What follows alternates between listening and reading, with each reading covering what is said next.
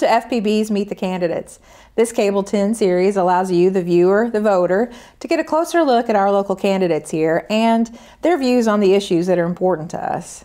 This is all leading up to our general election, which is Tuesday, November 6th. Today's guest is Eric Northcutt, and he is a candidate, the Republican candidate for Magistrate of the 5th District. Yes.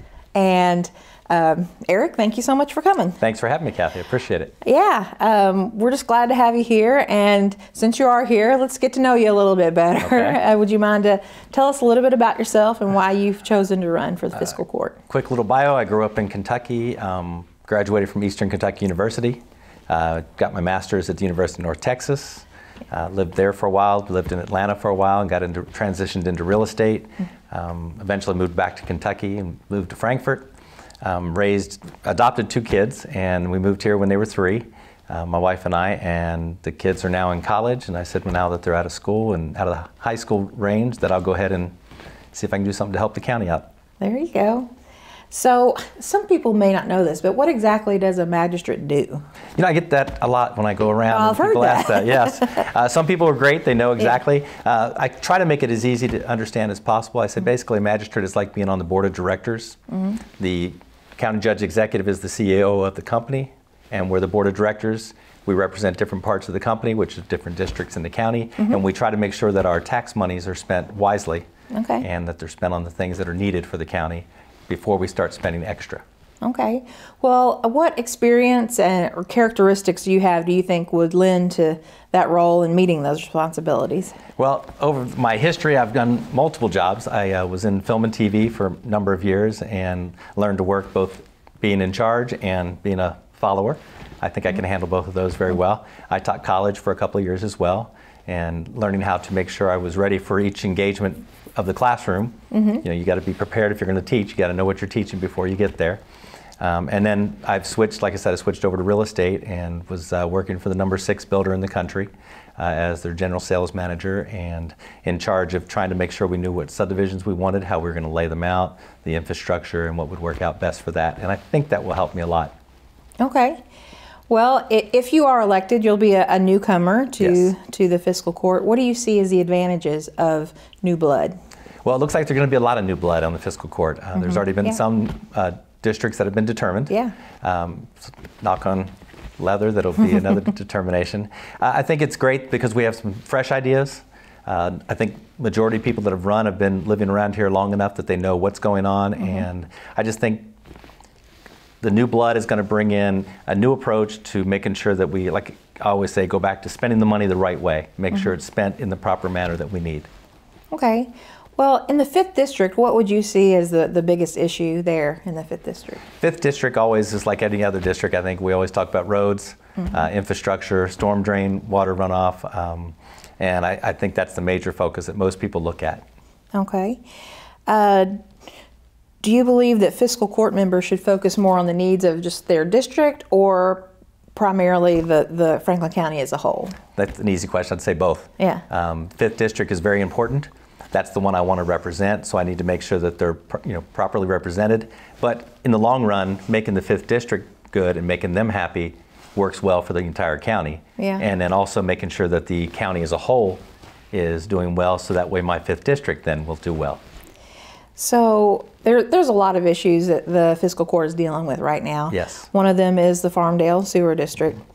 What more do you think the fiscal court can do to address really what has become a health crisis with Farmdale Sewer? I think the biggest concern over there is making sure that the work that they do and trying to upgrade is done properly. I also know that the county itself is not getting into the sewer business as of right now. It can be very expensive, and you know, we're not just representing the 5th District. We're going to make sure that the county funds are spent wisely.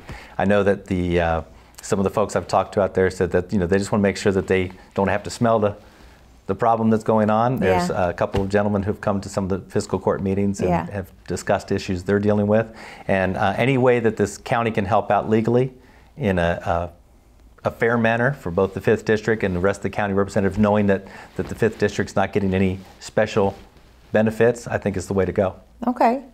Well, another project that the fiscal court is involved in is our downtown redevelopment. And we've had a proposed plan from City Visions about that redevelopment. Have you seen that plan? I have. Is that something you support? I think it's a great conceptual plan. Barry Alberts and his group did a fabulous job. I know a lot of people have different opinions. The biggest thing is it's a conceptual plan. It's not a made in stone. It would be great if everything could come of it, but some things won't always work out as we go along. It's a multi-year plan. And a lot of people will be hoping that we have something happen fast. Yeah. But like any development, like when I was working with subdivision development, you have to take things in phases. You want to make sure that you don't rush it because you don't want to burn somebody out who's doing the building. They can have a successful phase 1. That means they're ready to move on to phase 2. Or if they're successful in the first phase, somebody else will be interested in also taking over and doing phase 2. So making sure that it's done in a nice, intelligent pace, I guess is the word I want to look for, is the way to go, I think. It's obviously going to cost some money to get that done. So what are your ideas for some funding mechanisms for that? Well, a lot of it is that, 3P, where they're talking about public-private partnership. Hopefully we get some decent guys that are going to apply when they, guys and girls, sorry, when they apply for possibly taking over and doing some of the development of this job. They expanded farther than I think most people thought they would when they were talking about possibly, a new hotel down the road. But the residential development, mostly you're looking at some developers who have a nice bank backing that they're going to come in and then start that phase 1 and build it up. And I don't know how much the public is going to have to put into it, except for maybe some of the right-of-ways, some of the green spaces where they may need to help. Okay. This year, the fiscal court, along with both of our school districts and City Commission, is soon going to be voting to increase tax rates. And I'm assuming that that has to do also with the increasing contributions we're having to make for the pension, and that just the growing needs that we have in our community with projects we have going on. What is it that our local government can do to other ways that we can generate revenue so that we can keep those tax increases to a minimum? Best thing is to build the economy, or at least make situations good in our county so the economy can grow. I know that the KCDC is doing great strides in bringing in more manufacturing companies on the outskirts and different locations in the county. I know they have a lot of jobs that they need to fill as well. The more people that come in to work those jobs, hopefully more housing will grow. And our education in and of itself, I know they're raising taxes as well, but if we can help increase our education level, get better scores and continue moving upward, that draws people in. Selling houses down in Atlanta, that's one of the things that we saw a lot of. If you're in a good school district, the better the school district, the more people want to live there. They would come in looking for a house only if it was in that school district. They didn't care how far out it was. They wanted the best school district they could find. So the better our school systems are, the more people that want to live here. When they live here, they'll want to start either renting or buying homes. They'll want to find a job that's closer to the school system that their kids go to, and all that just kind of multiplies as you grow through it. Okay. Well, you talked about growth. In the primary, a lot of our candidates talked about the need for growth and the stagnant population rate that's been in Franklin County. So when we talk about growth and that there needs to be a change in Frankfort, what do you think that change looks like? Well, a lot of people think that growth means you got to have 50,000 people in the next 5 years. I don't consider that the intelligent way. It's controlled growth, intelligent growth, in the sense of you want to continue to make, like I said, the environment economically good, so people want to start moving in. You're not going to grow jumbo, leaps and bounds. Georgetown is doing a fabulous job, but they have Toyota there. By being such a big company, they're drawing people in. You can't have businesses be successful if you don't have enough people to service those people. So in other words, if you got 1,000 people moving in next year, that's going to be 1,000 more than we've had probably in the last 26, 28 years. Because I know we've kind of gone either zero or maybe negative. And your businesses can't move in here. They're not going to move into your city and your county when they say, well, there's no new growth, so the only thing I can focus on is this population. And I've already had a business there once that couldn't make it. So the more people moving in, the better chance you have of more businesses then coming in. I mean, we have a new growth going on, I think, down on Main Street. Looks like there's going to be a new brewery/grill going on. So that will be awesome. It's exciting, That will get people excited. There's a lot of people that are younger who are saying, hey, we need something to do downtown. This will be another draw for them. If they see it, they come downtown, then they start asking about housing downtown. Yeah. So what are some other things you think that we need to do to attract more young people? Making sure they have things to do on the weekends. Yeah. Maybe staying open a little past 10 o'clock for a change. Yeah. Having activities, it all depends how young you're talking, but if you're talking 20-somethings, yeah. They like the idea of knowing that they can go to different, we'll say bars or restaurants, different eateries that they can do. Hanging out, the summer concert series has been excellent. Yeah. If there's more alternatives to that to bring people downtown, they start to see that there's a population down there that that businesses will service, so more businesses can open up and draw those people in. Okay. I'm going to switch gears for just a minute. That sounds good. Talk about the plant board for just a second. Okay. While I know that it would take a legislative change, do you think the county judge and the fiscal court should be able to nominate and appoint some members to the Frankfort Plant Board? Yes, I do. There's no reason not to. Yeah. I know that, like you said, some laws have to change, ordinances have to change. And I don't know why we wouldn't go ahead and take a shot at it if it doesn't cost anything, but try to pursue it. Yeah. It'd be nice if we hopefully can get the city to agree to that as well, because I mean, the city's had it forever. Yeah. So sometimes it's hard to let go of what you have. Yeah, but, really share. Right, right. Yeah. And I think the main people that are working at the city would probably understand what we're talking about. And just by getting at least one voice, I mean, I know a lot of people would like to make it 50-50, but at least start off with one voice that we would have a say-so in. Okay. The parameters don't stop them from allowing somebody who's from the county to be on the board. And I know that they've actually had some people in the past. Yeah. It's just nice if it was official, where the fiscal court could nominate somebody and say, this is who we'd like, and let the city say, it's a great candidate, we're open to it. Yeah, okay. Do you think someone, a representative from industry, should have a seat on the board, on the plant board? Yeah, and I think that's a decent concept. I mean, because they're the ones that pay 50-55% of all the Frankfort Plant Board bills, as far as electricity bills that come in and stuff. It would be great for them to have a little say-so. Yeah. I mean, they're the ones who are going to be footing the bill, so they should be on there and share in some of the pain and some of the glory that goes along with absolutely. Our local economic development group tells us that the availability of skilled labor is a major obstacle in being able to attract new jobs to this community. Is there anything that our local governments can be doing to address this issue? Working with the industries that we have, I think that would be the #1 thing. A lot of them are talking about having a training program, which would be excellent. Working with our school systems as well. If the schools and the manufacturing companies and the different groups that are looking for the skilled labor could get together and say, let's maybe create a summer program where these kids who are between junior and senior year can get some training on this, maybe even get it like a co-op where they get a little bit of pay, and hopefully show some interest, and then they can turn around and be hired right after they graduate high school. Would be a great way to go. Yeah.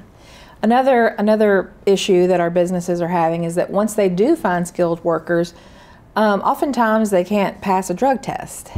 So again, what is something that our local governments can do to help address this issue? The biggest thing is, first of all, you got to push education, and not just education to the kids, because the kids hear us throwing things at them all the time, so they're not always going to listen. Parents need to be educated. They need to understand what's going on. The school systems need to push that education. I think overall, I think the city and the county have great ideas of making sure we keep things clean. They're trying their best to keep our kids and our younger people out of the drug issues. If you have people coming in though that can't pass a drug test, then maybe there's a way to refer them to a different program to get help. Yeah. Not going to get as many people as you'd like to go to it, but at least if you can get 10% of those people, that's 10% more in the workforce who are actually contributing both to themselves and to the economy. Okay. Do you think the fiscal court, it's a public government entity, is adequately transparent? From what I've seen so far, because I've been going to the meetings for about a year now, and I feel like overall they are. I haven't seen anything that I would consider too hidden. Some people might say that they're talking about the downtown development. They didn't feel like that was transparent enough. The way I understood it is you had a combination city and county group that was working, and they weren't going to release stuff, again, as I understand it, until they knew that what they were going to do. They didn't want to say, okay, what about this idea? What about this idea? And then people get upset, which people will do if they hear something and they don't know it's not going to be followed through with. So the best thing is, I think, is to make sure they work it out, figure out what they want to do, then present it, and make sure it's something they want to follow through with. Is there anything or any steps that the fiscal court has taken that, had you been on the fiscal court, that you would have done differently? To be nice, I'll say nothing officially. I just personally feel, and I say this on one of my flyers, is that I'm going to try to bring what I consider a common sense approach to everyday business. People at home are spending their money, paying their bills, and they wait and spend on extra items once they have extra money. So I think you got to focus on the important things that help the economy, things that help education, and things that help emergency services, like our police, our fire, and ambulance services. Those are very important. And then you move on down to sewers, stormwater runoff. You want to make sure that the important items are covered before you go spending on extra items. Okay. Now, correct me if I'm wrong, you didn't have a primary candidate, I did not. So when did you start really campaigning and getting out there? Realistically, just a midsummer. Okay. Doing it real light and then started kicking it in about 60 days before. Are you doing some door-to-door stuff? Doing some door-to-door stuff, hanging door hangers, getting signs up on the streets. And so as you're out and about and talking to the constituents, what are you learning about the people of Frankfort? They're great people, and they actually do care about what's going on with their county. They're actually a lot more knowledgeable than I think people believe they are. And so they're asking some important questions. They're wanting to know how, what's going on with the taxes. Are we going to continue to do this? What can happen? What can we do to change that so we don't have to keep raising our taxes? They're interested in knowing that most people I talk to love the idea of growth. They also understand that growth is not something crazy, and that if you want to be a successful city, growth is good. And so I think overall, I'm finding the people are very smart, very intelligent, and they know what they're looking for. Okay. So if elected, what are the goals that you would champion in your term? What are some things that you definitely know you want to get done? I think having the county focus on education is a very key one. But also the biggest thing to me is really focusing on the police, fire, and emergency services, because those are the ones that touch people's lives every day. They save people's lives every day. And I think those guys really need to make sure that they have 100% of our support. And I believe they do. I just want to make sure we continue that. And again, working with education, making sure that we do whatever we can to assist the two districts to grow, increase their numbers. And then tying into KSU would be great too. I'd like to see us get more of a relationship with KSU to where our local kids want to go to KSU. I mean, a lot of times local kids go, oh, that's the local college, I don't want to be there. But my daughter went there for off and on during high school, and she picked up multiple credit hours, and it's a great school. So is there anything that I didn't cover that you want to make sure that we talk about today?